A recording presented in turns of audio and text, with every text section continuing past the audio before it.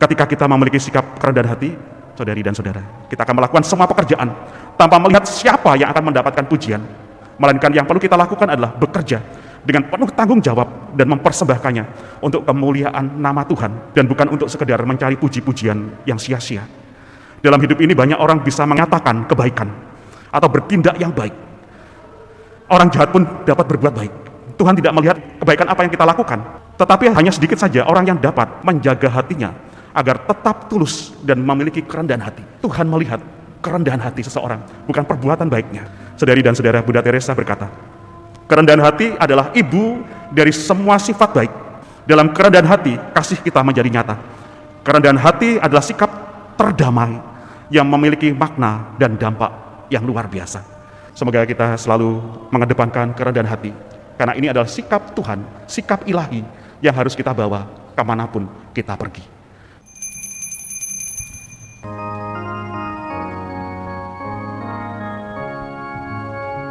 Laksana rusa rindu akan air, jiwaku rindu padamu Tuhan.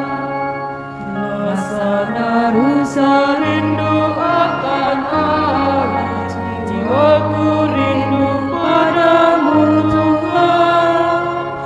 Ku haus akan Allah sumber hidup, bilakah aku kan memandangmu. Laksana rusa rindu akan air, jiwaku rindu padamu Tuhan. Dalam nama Bapa dan Putra dan Roh Kudus. Amin. Rahmat dan damai sejahtera dari Allah Bapa dan dari Tuhan kita Yesus Kristus bersama-Mu. Dan bersama rohmu. Setelah Yesus dibaptis, terbukalah langit, dan Roh Kudus seperti burung merpati turun padanya, serta terdengarlah suara Bapa, inilah putraku terkasih, padanya aku amat berkenan. Bapak, Ibu, Saudari dan Saudara, selamat sore berkah dalam. Selamat sore berkah dalam. Pesta pembaptisan Tuhan menandai berakhirnya masa Natal, dan kita memulai masa biasa. Hari ini kita diingatkan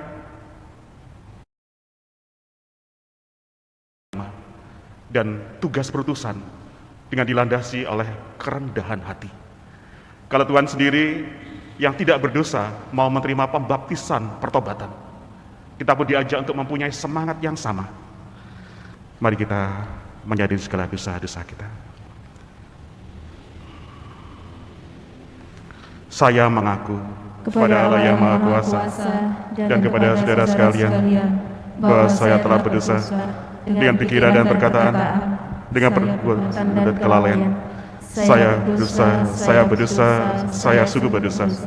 Oleh sebab itu saya mohon kepada Santa Perawan Maria, kepada para malaikat dan orang kudus, dan kepada saudara sekalian, supaya mendoakan saya pada Allah Tuhan kita. Semoga Allah yang Maha Kuasa mengasihani kita, mengampuni dosa kita, dan mengantar kita ke hidup yang kekal. Amin. Marilah berdoa.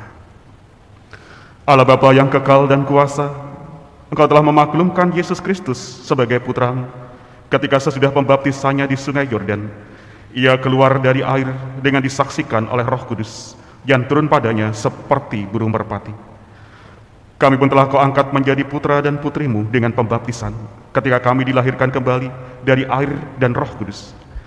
Kami mohon semoga kami tetap setia dan hidup pantas sebagai putra dan putrimu, sebab Dialah yang hidup dan berkuasa bersama Dikau dalam persatuan Roh Kudus, Allah sepanjang segala masa. Amin. Kita dengarkan bacaan dari sabda-sabda Tuhan. Bacaan dari kitab Yesaya. Beginilah firman Tuhan. Hiburlah, hiburlah umatku.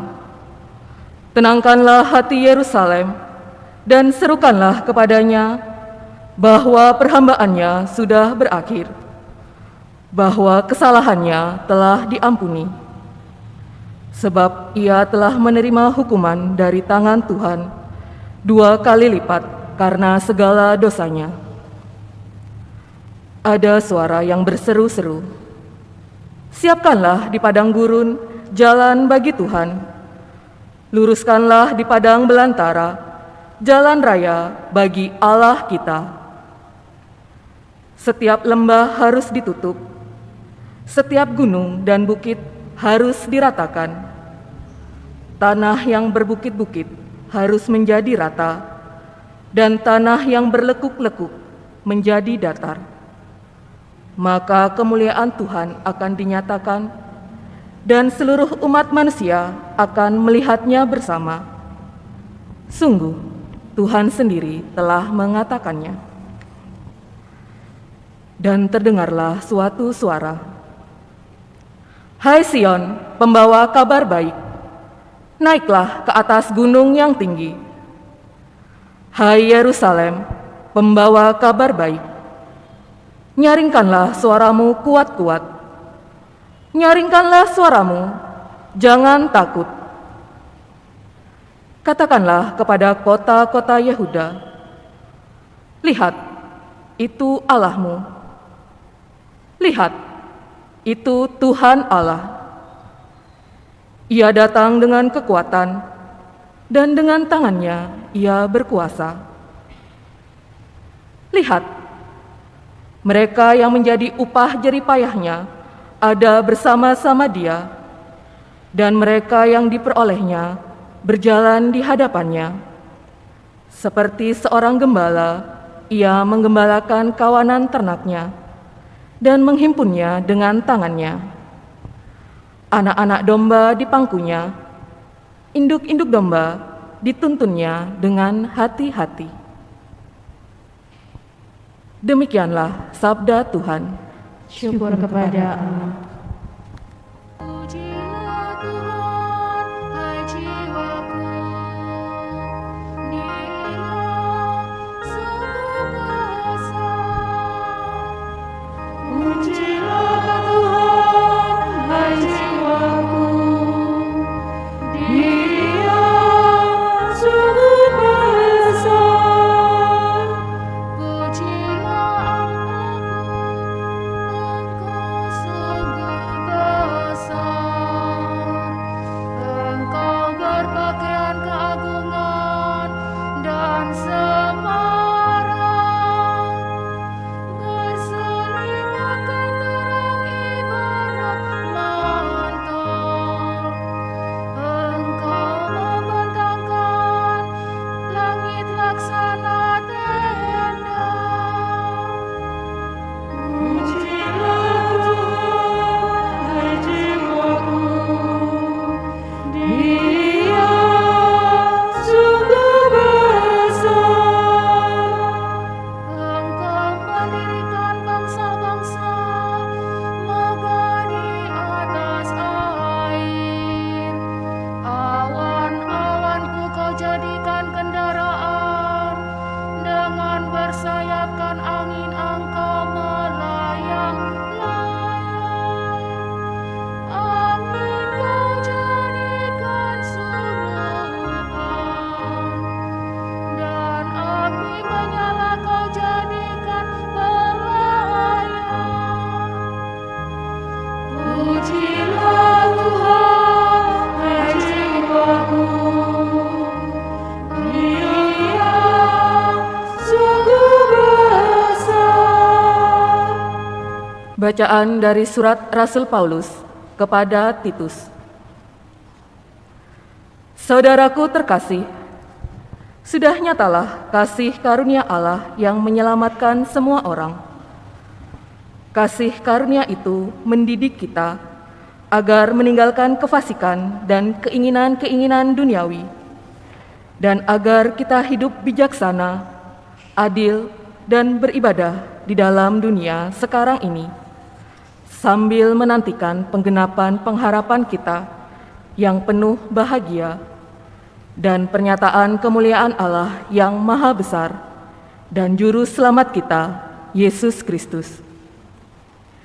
Ia telah menyerahkan dirinya bagi kita untuk membebaskan kita dari segala kejahatan dan untuk menguduskan bagi dirinya suatu umat miliknya sendiri yang rajin berbuat baik. Tetapi ketika kerahiman dan kasih Allah penyelamat kita telah nyata kepada manusia, kita diselamatkan oleh Allah. Hal itu terjadi bukan karena perbuatan baik yang telah kita lakukan, melainkan karena rahmat-Nya, berkat permandian kelahiran kembali, dan berkat pembaharuan yang dikerjakan oleh Roh Kudus yang sudah dilimpahkannya kepada kita lantaran Yesus Kristus penyelamat kita. Dengan demikian, kita sebagai orang yang dibenarkan oleh kasih karunia-Nya berhak menerima hidup yang kekal sesuai dengan pengharapan kita. Demikianlah sabda Tuhan. Syukur kepada Allah. Haleluya, haleluya, Haleluya,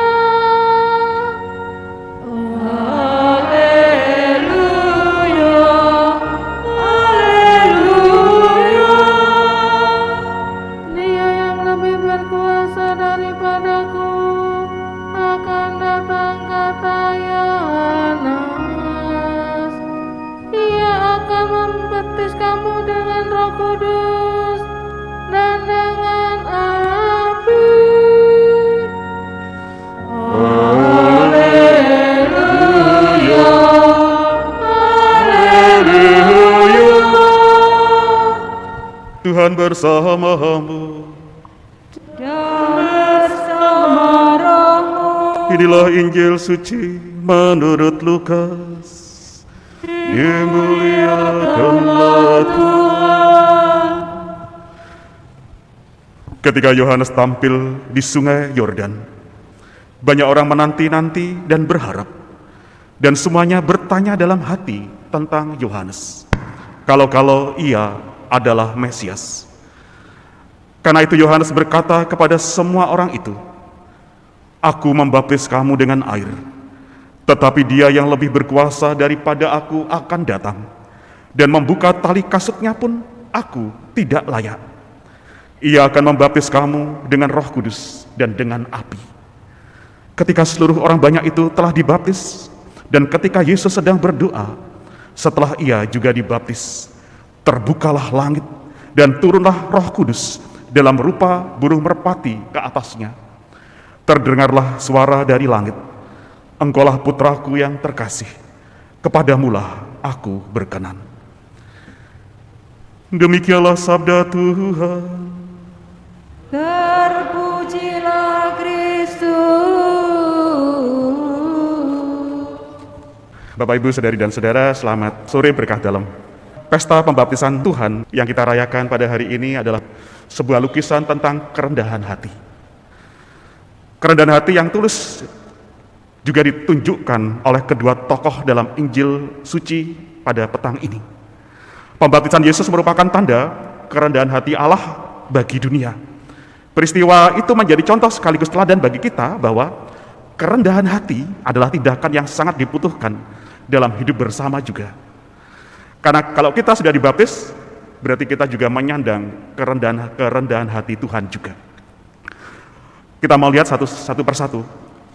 Dalam diri Yohanes tahu betul bahwa Yesus adalah pribadi yang istimewa dan mulia. Ia dengan jujur menyatakan bahwa dirinya tidak pantas membaptisnya.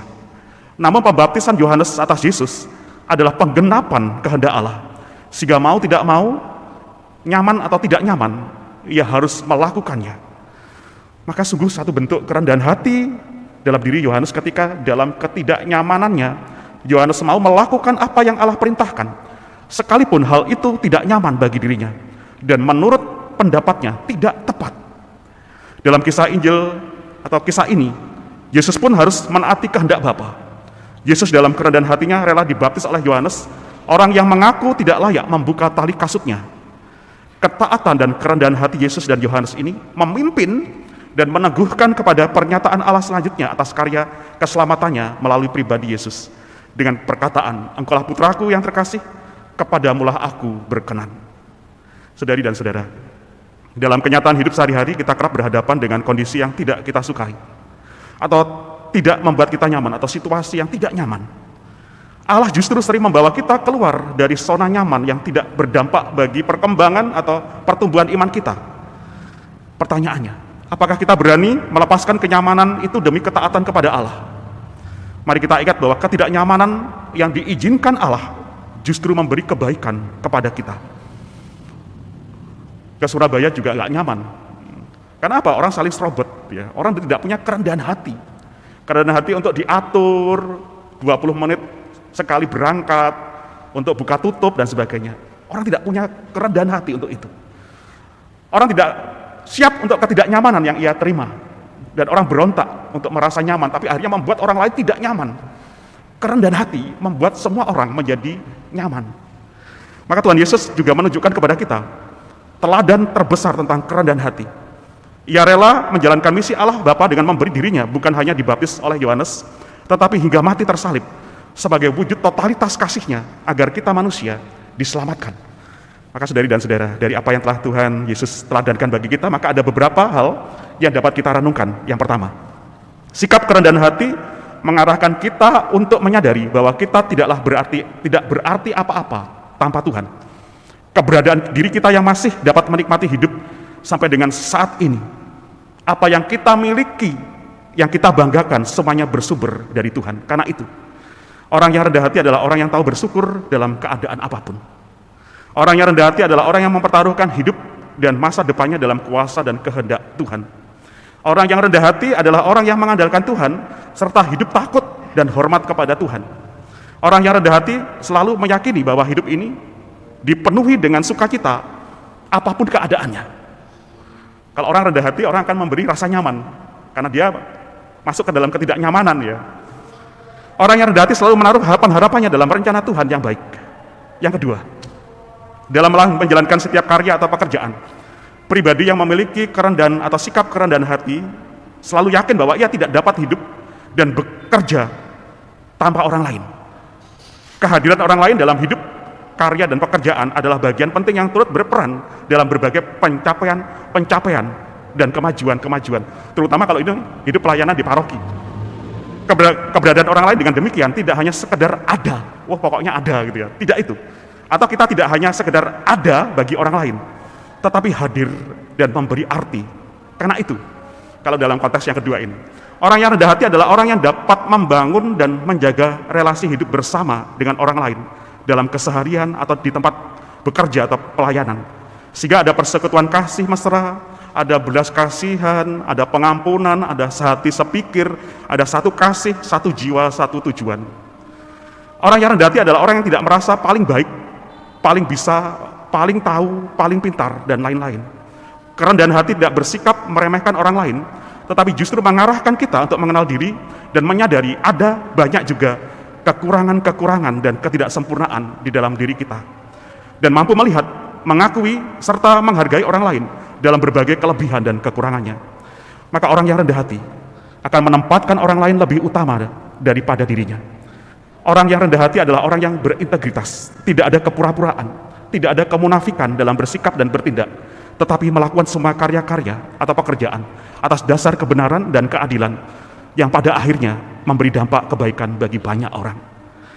Ketika kita memiliki sikap kerendahan hati, saudari dan saudara, kita akan melakukan semua pekerjaan tanpa melihat siapa yang akan mendapatkan pujian, melainkan yang perlu kita lakukan adalah bekerja dengan penuh tanggung jawab dan mempersembahkannya untuk kemuliaan nama Tuhan, dan bukan untuk sekedar mencari puji-pujian yang sia-sia. Dalam hidup ini banyak orang bisa menyatakan kebaikan atau bertindak yang baik. Orang jahat pun dapat berbuat baik. Tuhan tidak melihat apa yang menjadi kebaikan apa yang kita lakukan. Tetapi hanya sedikit saja orang yang dapat menjaga hatinya agar tetap tulus dan memiliki kerendahan hati. Tuhan melihat kerendahan hati seseorang, bukan perbuatan baiknya. Saudari dan saudara, Bunda Teresa berkata, kerendahan hati adalah ibu dari semua sifat baik. Dalam kerendahan hati, kasih kita menjadi nyata. Kerendahan hati adalah sikap terdamai yang memiliki makna dan dampak yang luar biasa. Semoga kita selalu mengedepankan kerendahan hati, karena ini adalah sikap Tuhan, sikap ilahi yang harus kita bawa kemanapun kita pergi. Tuhan memberkati saudari dan saudara sekalian. Amin. Marilah mewartakan misteri iman kita. Setiap kali kami makan roti dan minum dari piala ini, Bapa-Mu Tuhan, kami wartakan hingga Engkau datang. Yohanes berkata, "Aku telah melihat dan memberi kesaksian, dan inilah Putra Allah." Marilah kita berdoa. Allah Bapa yang Maha Murah, Engkau telah menyegarkan kami berkat anugerah-Mu yang suci. Kami mohon, semoga kami dengan setia mendengarkan Putra-Mu yang tunggal, supaya kami bukan saja dinamakan, tetapi benar-benar menjadi putra dan puteri-Mu. Demi Kristus Tuhan dan pengantara kami.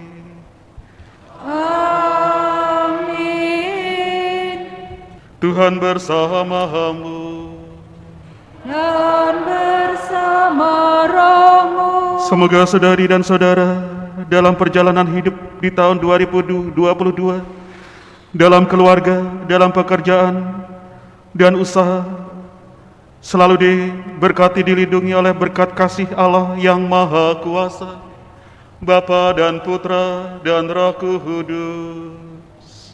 Amin. Saudari dan saudara sekalian, dengan demikian perayaan Ekaristi kita petang ini sudah selesai. Syukur kepada Marilah kita Allah. pergi, kita semua diutus. Amin.